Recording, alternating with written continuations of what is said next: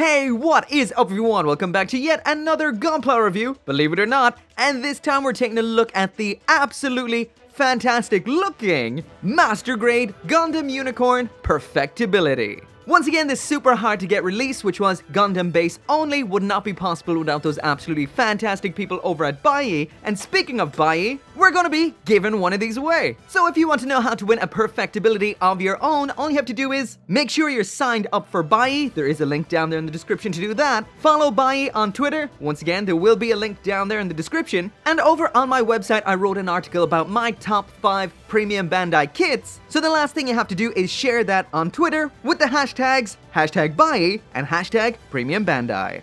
But anyway, on to the review. Perfectibility. Noun.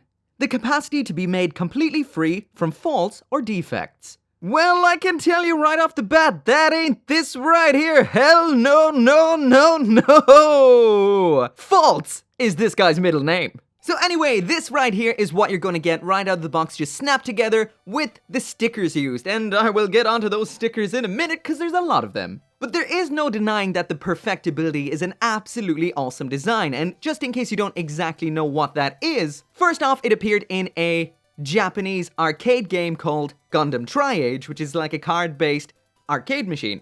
Super fun, used to play it all the time. And it also featured on Wall G, at least I think it's called Wall G, which is that big projection behind the full-scale unicorn in Odaiba in Tokyo. And the general gist behind this is, it's an alternate reality version of the Full Armor Gundam. Basically, if Banner Link's version of the Unicorn Gundam had all the bits from all the other Unicorn Gundams slapped onto it for that final fight with Full Frontal in the Neo Zeon. So essentially it's just an awesome concept of what the unicorn would be like with all those armed armor parts attached. Pretty cool, right?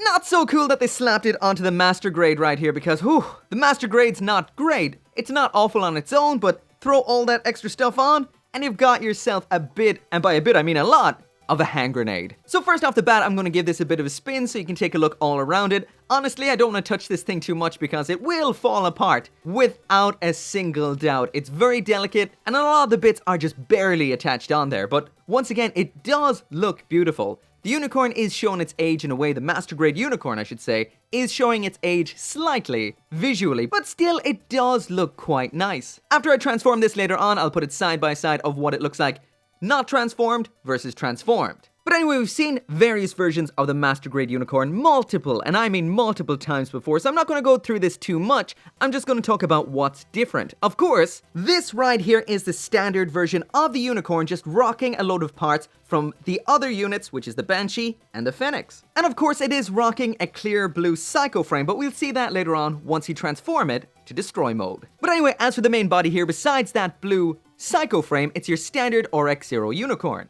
As for the parts from the Banshee, on the right arm here we've got the Armed Armor BS.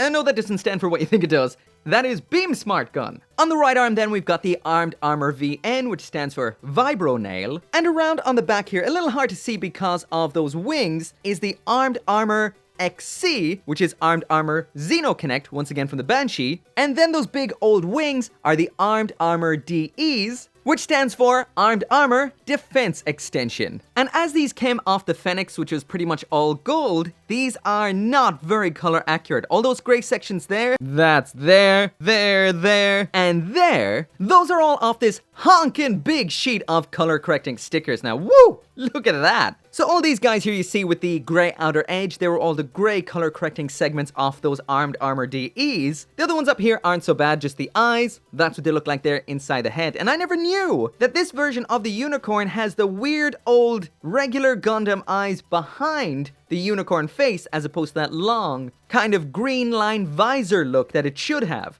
That's a bit weird. After that, then you've got some color correcting stickers for the unicorn's crest for when it opens up into Destroy mode, but you don't necessarily need them because you do get some colored parts. And all these silver parts then, they all go behind the clear parts in the Armed Armor XC. But anyway, this is a ridiculous sized sheet of stickers for a Master Grade in 2019. Away with you. So honestly, for the most part, this right here just looks like a standard unicorn with some wings and bits attached because it really only shines in Destroy mode, so I might as well just transform it now and do the rest of the review with it in Destroy mode. So first up, we have to transform the head, and this is where I realized this thing is dated as hell. because this isn't even a patch on the real grade. First off, you have to detach the sides of the head in order to do this. Then you flip the head up, flip the unicorn mouth part back, and like I said, the face of the Gundam is actually just behind that looking out. Then when you manage to fold it all back in, which was hard enough, pop back on the sides.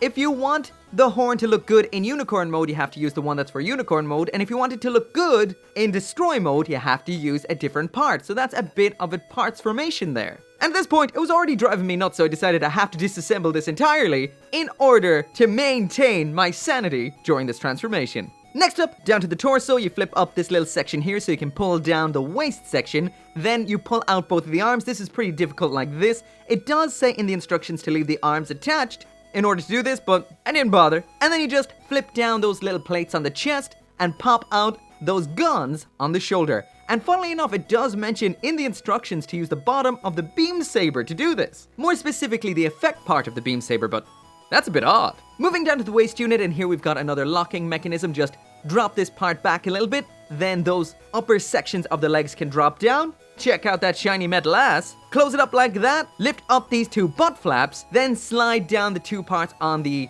side skirting armor. Moving around to the front, then you drop down this crotch part, pop up the top section, and then those two flaps on the front skirting armor slide up like so. Moving down to the leg now, and we flip up this section on the side of the thigh, extend the thigh, close it back up again. Same down here on the ankle, unlock these little pieces, pull that down, lock them back in again. Do a whole load of things around here on that knee armor. The instructions say to take this off, but you don't have to, but I took it off anyway. Pull down on the back of the leg, that knee psycho frame pops out. Stick the knee back on again, move this ankle armor upwards, bring down the toe, flip around this side ankle armor, flip up this side ankle armor, then flatten out the toes and pop out that high heel. Onto the armed armors now, and what you do is pull out the psycho frame X-shaped parts here, extend the length of the shield, and then pull out these segments, and these bottom segments, and you're done. Lastly then, we've got the backpack. So first we flip up those armed armor XCs, swing them around to the front, flip them back again, flare out the side parts, flip out the hidden verniers in the backpack, and then just realign the arms that attach the armed armor DEs, just like so. And now enter the most finicky Gundam kit on the planet. When this was in Unicorn mode, and speaking of which, I'll put the Unicorn mode on the left, the fully transformed Destroy mode on the right, so you can take a look at both side by side, see which one you prefer the look of. But all I can say is when it was in Unicorn mode, it was quite stable, and you could play around with it, and it was quite fun. But now that it's in Destroy mode, it's become so annoying to touch. You try to move a leg, you'll pop a part in. Untransform it.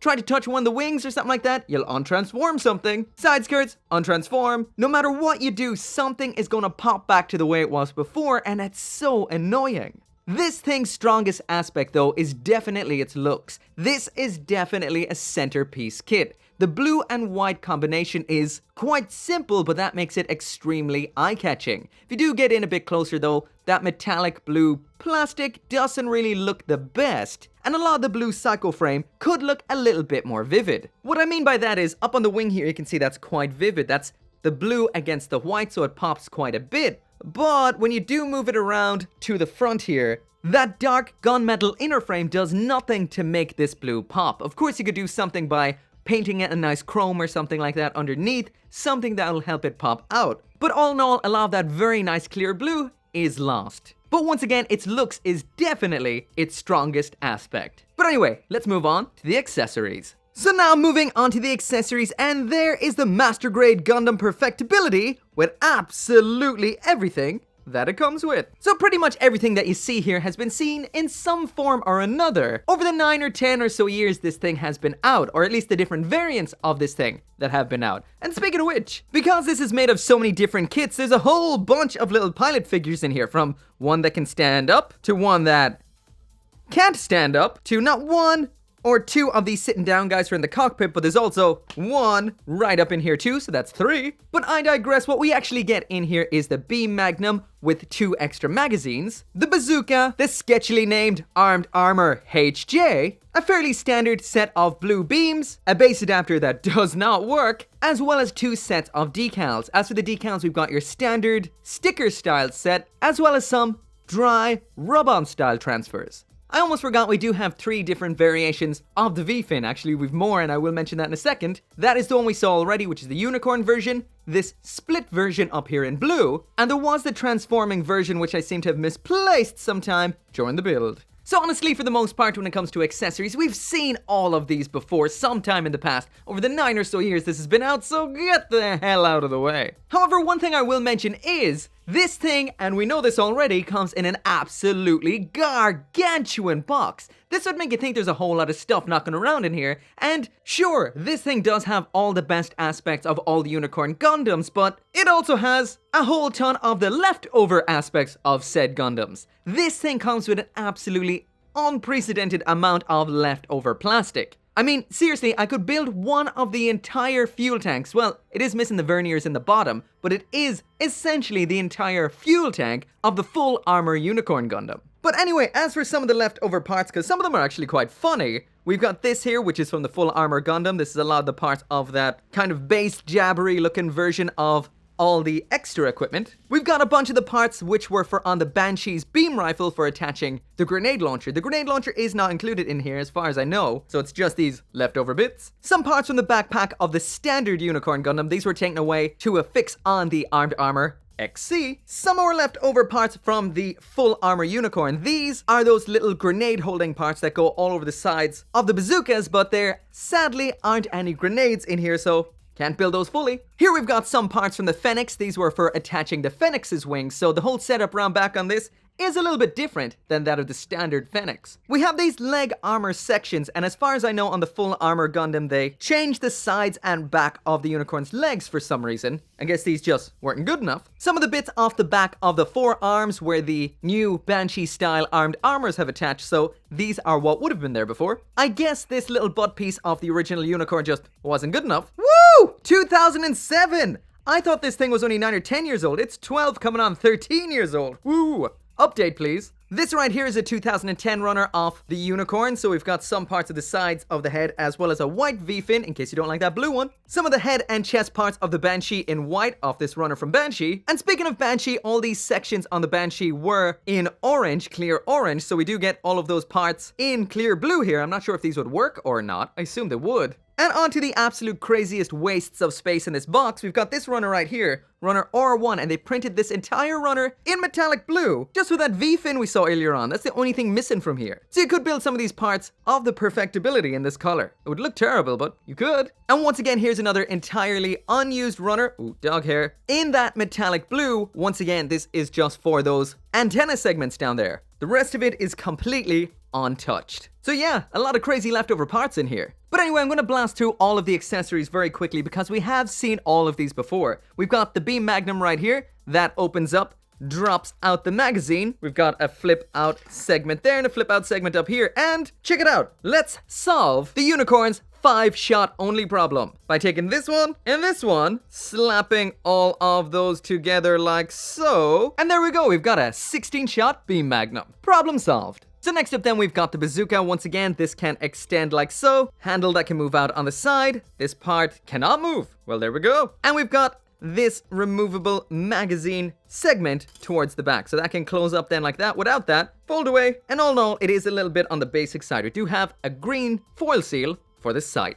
Next up then is the armed armor hyper javelin, and I have to apologize in advance because this thing is an absolute dog hair magnet. Somehow they just float out of the air and stick to it, so if it's covered in dog hairs, I apologize. But anyway, this is big, all business at this end and this end. This can detach, and yeah, that's quite the flimsy design. This will keep on falling over like that on you, but you can detach it. Stick it on the beam magnum. Well, I might as well do it. Come on. But yeah, you can stick this on your 16-shot semi-automatic beam magnum just by popping it on. Not like that, it seems. Oh no, my 16-shot magazine.